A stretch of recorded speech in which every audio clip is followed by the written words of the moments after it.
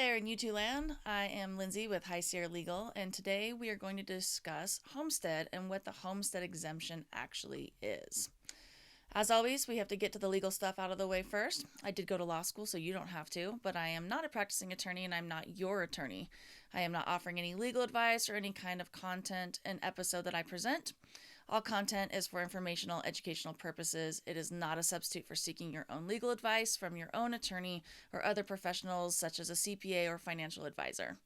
I cannot give legal advice and do not offer any legal services, but I offer funny and helpful educationally information to help make estate planning just a little bit less scary for you. So today, let's talk about homestead and what exactly is a homestead. So back in the day, it's a legal term, to help develop the American West and spur economic growth, Congress passed the Homestead Act of 1862, which provided around 160 acres of federal land to anybody who agreed to farm the land, basically to get it going, to make it profitable, to make it workable. The act distributed millions of acres of Western land to individual settlers to basically expand the West and expand the country. But that is not the homestead that we're talking about in current times. What I'm referencing is the Homestead Exemption, which is a legal regime or type of legal precedent, if you will, to protect the value of homes of residents from property taxes, in some regards, creditors, certain creditors, and circumstances that arise from the death of a homeowner spouse in certain circumstances, as always. Such laws are found in the statutes or the constitutions of many of the states in the U.S. Apart from New Jersey and Pennsylvania, they do not have it. The homestead exemption in some states of the South have its original origins in the exemption of laws from the Spanish Empire even, so they go back pretty far. In other states, they were enacted in response to the effects of the 19th century economy, essentially. Okay. So a homestead exemption is a legal provision that protects a homeowner's primary residence, from being seized to pay off debts, except for certain types of debts, such as the property taxes or the mortgage obligations, because you're using the property as collateral, if you will, for that mortgage. Okay. It can also reduce the tax value of the property, providing a property tax reduction for the homeowner, and that's only in certain states, so always check your state, of course. And this varies from jurisdiction as well. So I always say, double check with everything that I say here, with your state, with your locality, making sure that it is applicable for your state. This is kind of general information that you guys can learn from. The exemption for the homestead properties vary from state to state as well. So a few states, including Florida and Texas, have unlimited financial protection against unsecured creditors for a home, although acreage limits may apply. So if you have a huge ranch in Yellowstone, you can tell I've been watching that show, that's probably not going to apply. The 20,000 acres or whatever they have is going to be well in excess, and that's not going to be applicable. We're talking lower, kind of maybe 1 acre or 2 acres of a property, depending. But again, check with that state and that locality. Okay. In some states, homestead protection is automatic. In many states, however, homeowners receive the protection of the law only if they file a homestead exemption with the state. So you have your deed that is recorded with a recorder when you purchase a property. And with that, then you're going to go ahead and file a homestead declaration with the recorder and record it with your property deed.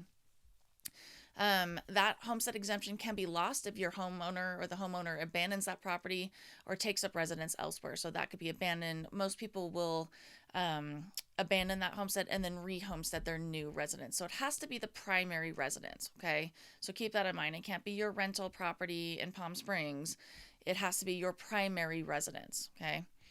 The protection limits are not for the value of the home, so keep that in mind as well, but for the equity that is in it. So whatever equity, the value of the property minus the balance of the mortgage and any other financial claims on the property, that is your equity.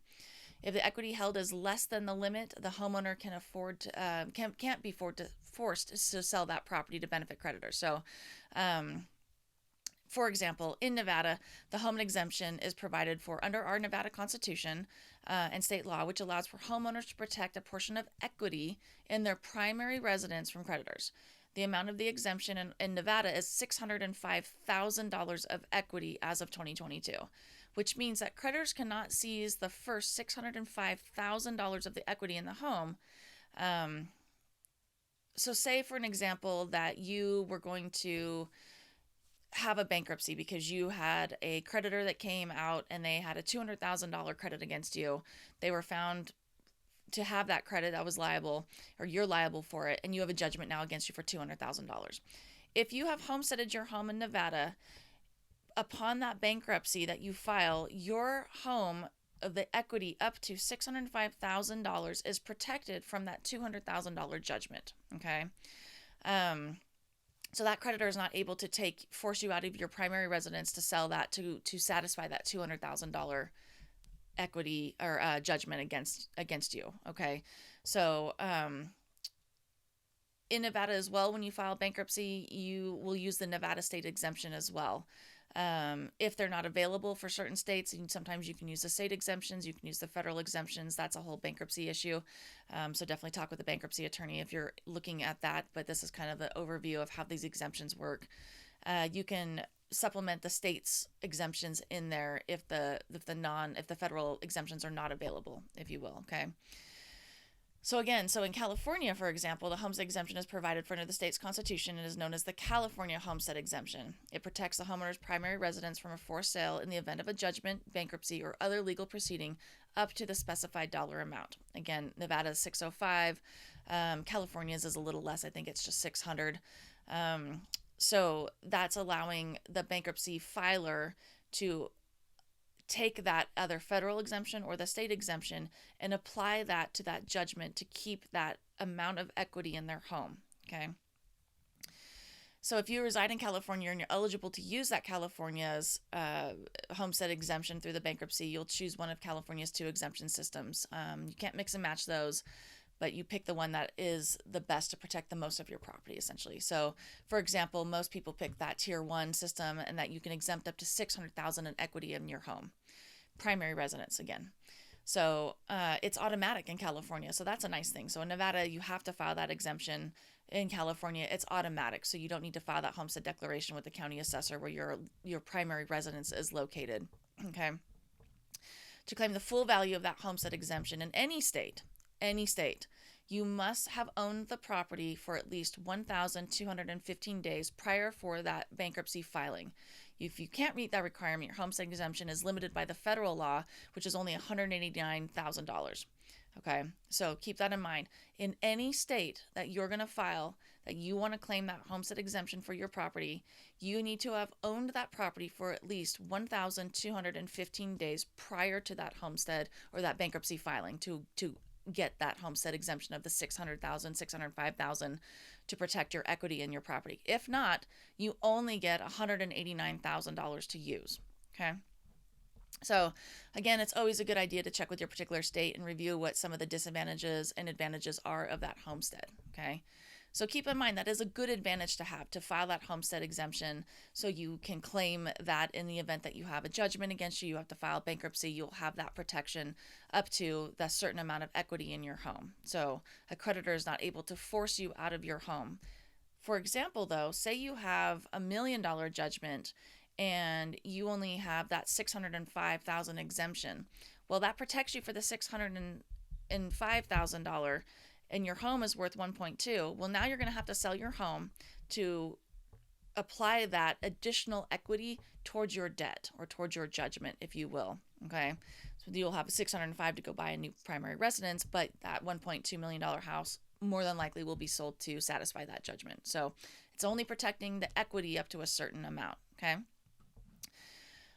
Some disadvantages of this. So limitations on selling your property or transferring property. Sometimes a homestead property may have restrictions on selling or transferring the property, which might limit your flexibility. Okay.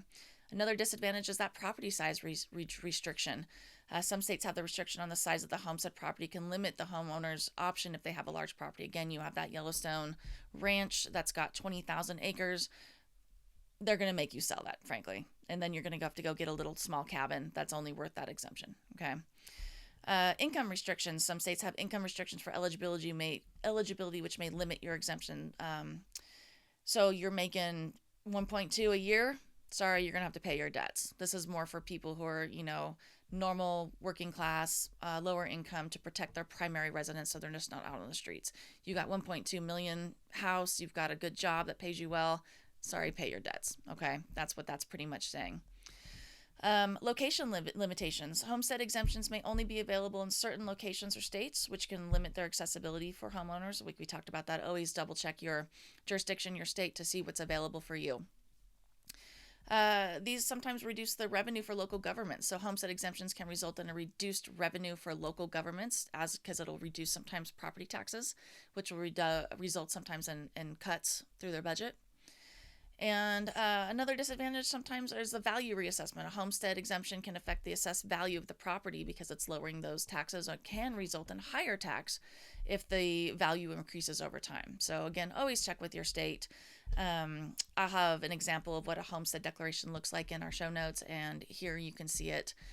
It's a real simple form. It's a one-pager. It's usually available at your county assessor or recorder. It's real simple. It's just saying who you are, what the property is, that this is your primary residence, you intend it to be your primary residence, and you want to be able to live there, essentially, and have it protected from those creditors. So you can take an example of what a Nevada one looks like in our show notes and kind of what it looks like here, okay?